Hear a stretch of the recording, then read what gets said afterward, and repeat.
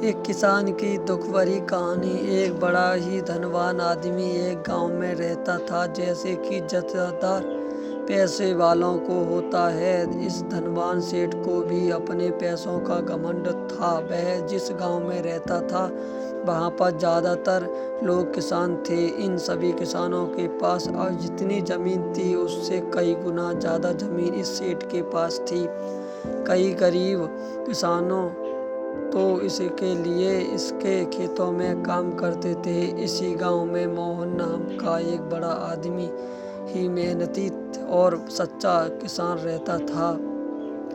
मोहन का परिवार थोड़ा बड़ा था। उसके परिवार में उसके बूढ़े माँ बाप, पत्नी और 3 बच्चे भी थे, अभी काफी छोटे थे। मोहन के पापा ज्यादा जमीन नहीं थी, लेकिन जितनी भी थी उसमें बड़ी मेहनत करता था और अपने परिवार का पेट पालने लायक अनाज उगा लेता था। बाकी के किसान भी देखकर हैरान रह जाते कि कोई कैसे इतनी सी जमीन में इतना ज़्यादा फल उगा सकता है।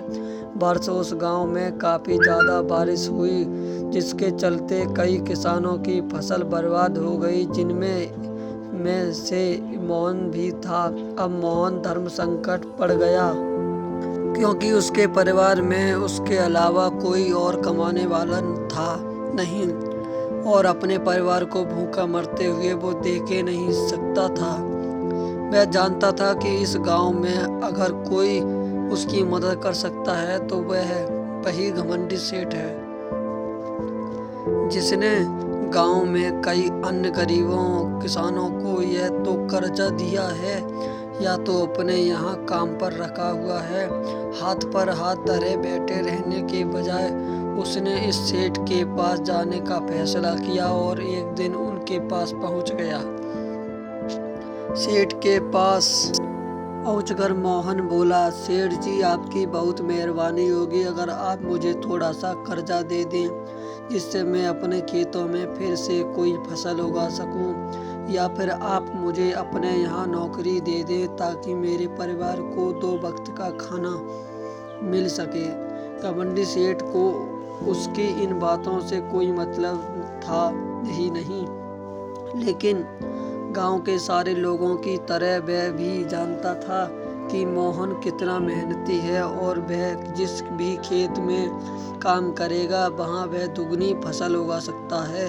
सेठ ने सोचा, अगर मैं इसे पैसे उधार देता हूं तो शायद इस स्थिति में नहीं है कि मुझे वापस लौटा सके, लेकिन अगर मैं इसे अपने खेतों में काम करवाता हूं तो मुझे जरूर दुगना फायदा होगा। सेठ मोहन से बोला, देख भाई, पैसा तो तुझे दूंगा नहीं और मेरे पास अभी खेतों में काम करने के लिए कई किसान पहले से मौजूद हैं, लेकिन तुझ पर तरस खाकर मैं तुझे अपने खेतों में नौकरी दे देता हूँ, पर मैं तुझे इसके लिए ज़्यादा पैसा नहीं दूंगा। बाकी किसानों में 300 देता हूँ, तुझे 200 ही दूंगा, पाऊंगा, मरता क्या ना मरता करता। मोहन ने सेठ की शर्त मान ली और उसी दिन से सेठ के खेतों में काम करना शुरू कर दिया।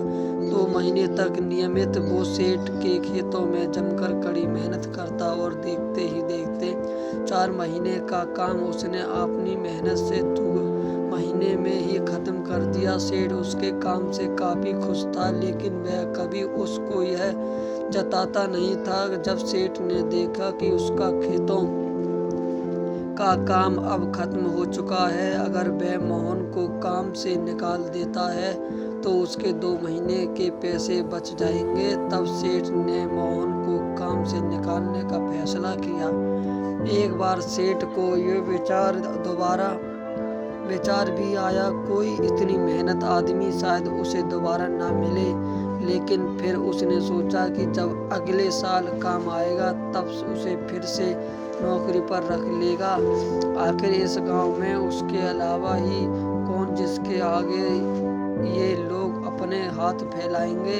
एक दिन सेठ ने मोहन को अपने पास बुलाकर उसको उस दिन का पैसा दिया और साथ में यह भी कहा कि कल से तुम काम पर आने की ज़रूरत नहीं है। अब मेरे पास तुम्हारे लिए कोई काम नहीं बचा है। अब मेरे पास काम आएगा तो मैं तुम्हें बुला लूँगा। यह सुनकर मोहन का दिल बैठ गया। पिछले 2 महीनों से काम ही सही उसके बच्चों और परिवार के पेट में अन्न का दाना जा तो रहा था, अब वह क्या करेगा? यही सोचकर उसकी माँ आंखों से आंसू निकल आए।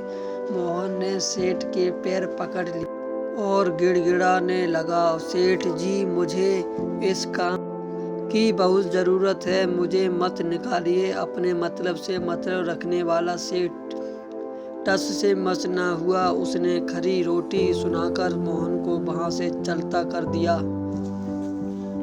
और मन ही मन 2 महीनों का तनख्वाह बचाने से खुश होने लगा। अगले दिन जब सेठ सवेरे उठा और अपने आंगन में आया तो उसने देखा कि मोहन उसके आंगन में बैठा है। सेठ ने उसको पास बुलाकर पूछा कि क्या हुआ, तुम क्यों यहाँ पर बैठे हो? मोहन बोला, सेठ जी, मुझे वापस काम पर रख लीजिए।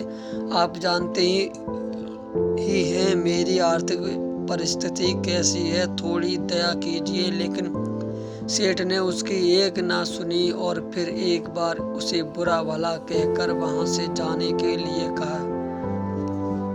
बेचारा मोहन अपना सिर नीचे झुकाकर वहां से चला गया।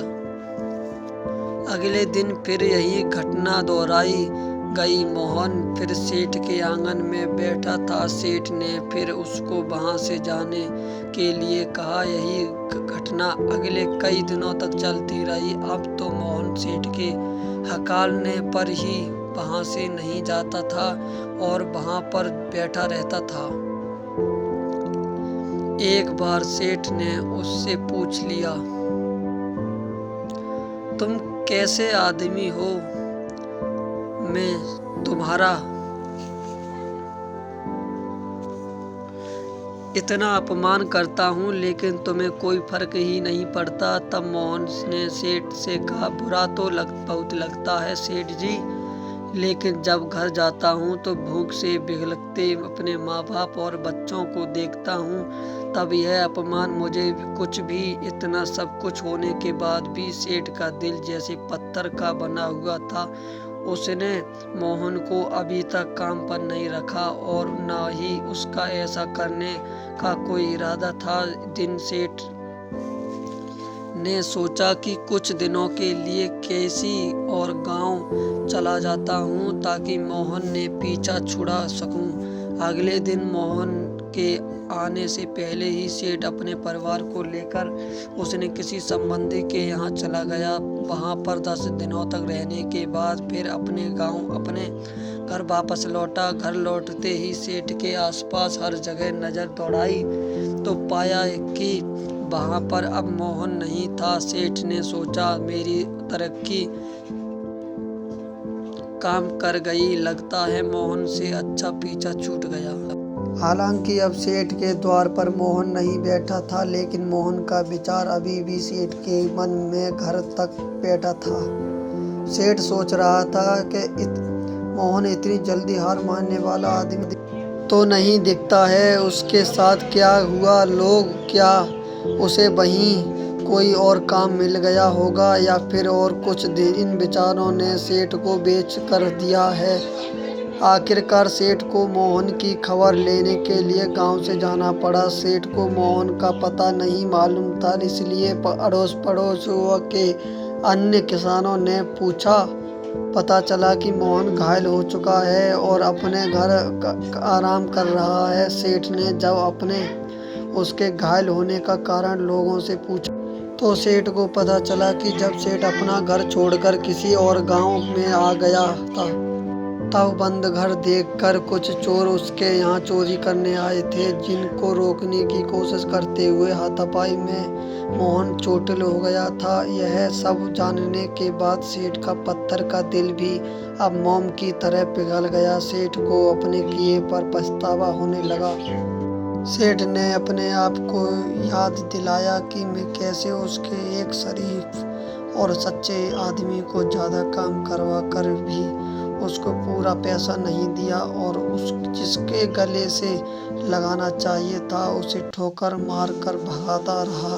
सेठ मोहन का घर पता पूछकर उसके घर पहुंचा तो देखा कि मोहन की हालत बहुत खराब है। उसका परिवार भूख से बेहाल है और खुद अपने हाथ पैर से चोट के साथ एक खाट में पड़ा हुआ है। यह दृश्य देखकर सेठ की आंखों से आंसू बह निकलने। सेठ ने अब मोहन के पास जाकर उससे सच्चे दिल से माफ़ी मांगी, उसको उसकी मेहनत से कैसे दिए उसका इलाज करवाया और उसको हमेशा के लिए अपने यहाँ काम पर रख लिया। दोस्तों, इस खूबसूरत कहानी से हमें पाठ सीखने के लिए मिलते हैं।